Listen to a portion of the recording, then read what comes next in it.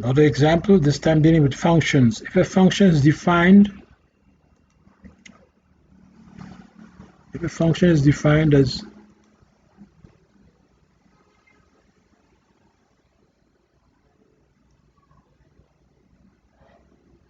f of x is equal to 5x squared minus 3, what is the value of the function at the value minus 2?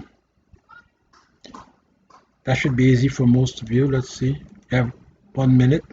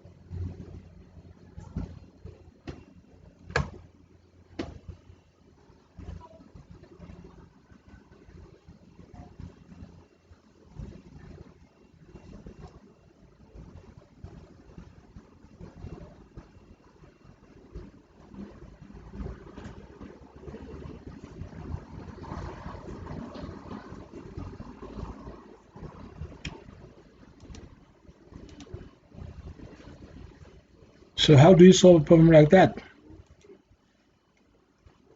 Well, given the function f of x is equal to 5x squared minus 3, you plug in the value minus 2 into the function. And when you plug in the value minus 2 into the function, you'll get the solution.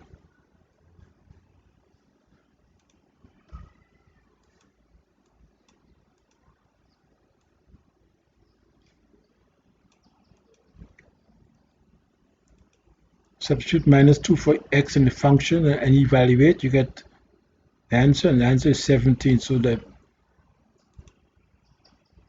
solution to that problem is